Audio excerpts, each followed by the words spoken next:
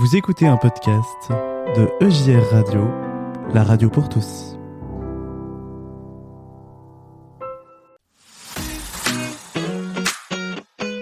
Solidarité, bonnes actions et petite histoire du soir.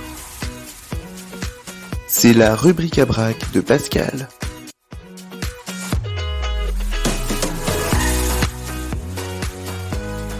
Et oui, c'est la rubrique à brac de notre ami Pascal.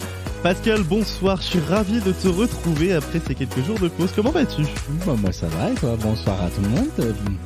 Alors ça va, oui, bien reposé, tu t'es bien promené. Écoute, bien reposé, on est frais comme un gardon, c'est après qu'on dit ? C'est ça. En tout cas, on est prêts. T'as bien fait le Globetrotter. Exactement, j'ai bien voyagé, merci la SNCF. En plus, les trains avaient de l'avance, si c'est pas magnifique, comme quoi. Il faut le noter. Non mais voilà, c'est ça, on dit souvent... la SNCF, On sait bien être critique et râler quand ils sont en retard, mais notons quand ils sont en avance. Exactement, et puis c'était même pas une avance d'une minute, c'était une avance de 10 minutes. Comptez, alors. Ah, attention, hein, ça rigolait plus. Et en tout cas, toi tu es bien à l'heure, avec puisqu'il est 18h30 tout pile, pour une nouvelle rubrique à brac aujourd'hui. Alors de quoi vas-tu nous parler ? Alors aujourd'hui on va parler, comme les autres, l'intégration du handicap. Ça te pose des questions. Hein. Exactement, totalement. On va parler d'une station-service collaborative et la petite histoire du soir. Bonsoir. On va nous parler d'un lion et d'un écureuil. Eh bien, C'est parti. on a hâte de découvrir tout ça. Tu commences par nous parler de comme les autres. Mais qu'est-ce que c'est ? Alors, comme les autres, quand le sport et la solidarité permettent une meilleure intégration du handicap. Cofondé en 2011 par le champion paralympique de tennis fauteuil Michael Jérémiaz, l'association Comme les autres accompagne des personnes devenues handicapées moteurs à la suite d'un accident de la vie et à se reconstruire socialement et professionnellement. Son credo, le bonheur doit être accessible à tous.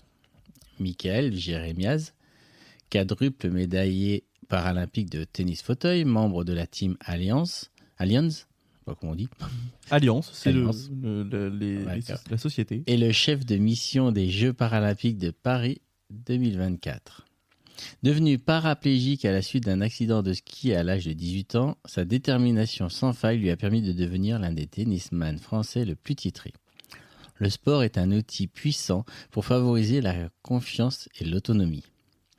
Et pas seulement pour les personnes handicapées, juge-t-il.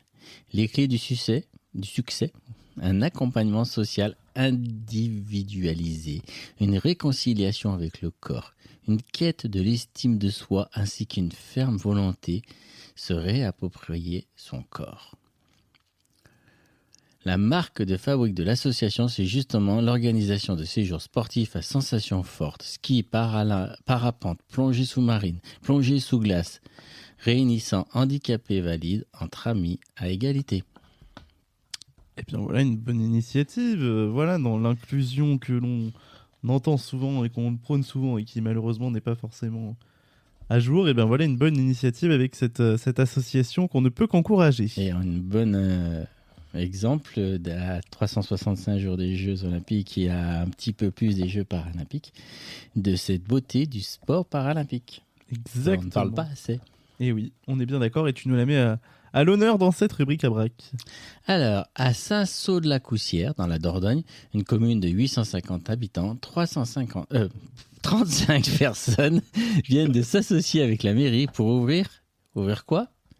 Une station-service. Étonnant. Une décision de groupe motivée par un fait édifiant. Il s'agit de la seule pompe à 15 km à la ronde. Ils n'en sont pas peu fiers de leur station-service, toute neuve et toute équipée à Saint-Saulx-la-Coussière. Ils en sont tous actionnaires. Une station-service qui appartient aux habitants du village. L'idée est aussi surprenante que pertinente. Entre 50 et 60 clients par jour qui ne sont plus obligés de faire 15 km pour faire le plein. En effet, 35 habitants ont mis la main au portefeuille. En quelques jours, 170 000 € ont été récoltés. Avec le soutien de la mairie, le projet a été monté en un temps record. Des prix maîtrisés, une marge infime pour le fonctionnement. Les habitants en profitent et les commerçants aussi. Moi, je pense que c'est vraiment important qu'il y ait ça. Ils ont très bien fait de faire ça, se réjouit une habitante. Reste à ne pas perdre d'argent. Mais avec plus de 2000 litres de carburant vendus par jour, l'opération est pour le moment un succès.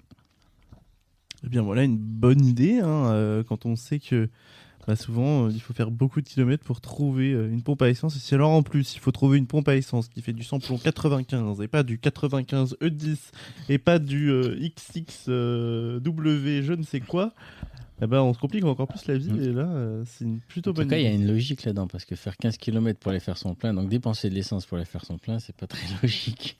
Ouais, c'est sûr, effectivement. Et en même temps, ces personnes-là, le temps qu'elles ne passent pas à aller faire leur plein, elles peuvent le passer en famille, elles peuvent le passer chez les commerçants du village, elles peuvent le passer à autre chose. Et c'est une très bonne initiative. Ouais, et puis que ce soit collaboratif, qu'il y ait plusieurs personnes qui la dirigent, que ce soit vraiment des locaux, je trouve ça très intéressant. Tout à fait. Alors, la petite histoire du soir. Bonsoir. Il faisait très chaud. Le lion décida de chercher un endroit frais pour pouvoir se reposer.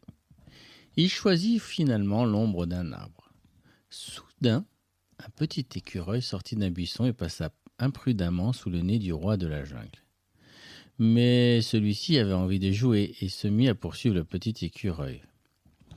Le pauvre animal pensa que le lion voulait le manger. Et, tremblant de la tête jusqu'à l'extrémité de sa queue, il supplia le lion de le laisser en vie. « Si tu me laisses partir, brave lion, je te promets de t'aider à lutter contre tes ennemis, dit l'écureuil. Plus mort que vif. Ha ha ha, tu veux m'aider, toi, insignifiant bestiole? Allez, va-t'en et ne me fais pas perdre la patience, répond le lion avec dédain. Le temps passa et un jour, l'orgueilleux roi de la forêt tomba dans un piège tendu par des chasseurs. Il se débattit avec beaucoup de courage, essayant d'échapper au filet, mais il n'y parvint pas. Alors le petit écureuil apparut et, patiemment, il se mit à couper le filet avec ses petites dents pointues. De cette manière, le lion put se libérer. Se repentant de l'affront qu'il avait fait au petit écureuil, il s'excusa auprès de lui. « Pardonne-moi, petit écureuil. Maintenant, je sais que tout animal, si petit qu'il soit, mérite le plus grand respect. Jamais plus je ne me moquerai de toi, je te le promets, dit le lion. Ne t'inquiète pas, brave ami. Celui qui reconnaît ses torts est un sage, répondit le petit écureuil. Dès lors, tous deux devinrent inséparables et ils purent faire face aux dangers de la forêt. » Et bien comme quoi, cette petite histoire nous rappelle qu'il faut compter les uns sur les autres, peu importe sa taille et son importance. Et comme dit la petite Maxime, on a toujours besoin d'un plus petit que soi. Et oui, et oui, et oui. Et puis c'est pas la taille qui compte. C'est ça. Hein, comme disait Coluche, il faut pas être grand. Il n'y a pas de grand, pas de petit. Il n'y a pas de grand, il n'y a pas de petit. La taille idéale, c'est quand les pieds touchent par terre. Et voilà, ben voilà, tout est dit. Tout est dit. Faut juste que les pieds touchent par terre quand on est assis sur une chaise après. Mais ça, c'est un autre problème. Merci Pascal. Avec plaisir. Histoire du soir. On aura le plaisir de te retrouver demain. Oui, tout à fait. Pour une nouvelle rubrique à braque. Et puis on aura le plaisir de se retrouver bien sûr aussi en podcast, puisque toutes tes rubriques à braque sont à retrouver dès maintenant. Allez écouter nos podcasts qui explosent en ce moment. C'est un plaisir de voir que vous prenez du plaisir à nous écouter. Et oui, et vous êtes donc les bienvenus à nous écouter en direct ou en podcast. Merci Pascal, à demain. Merci Jonas, bonne fin d'émission. Merci à toi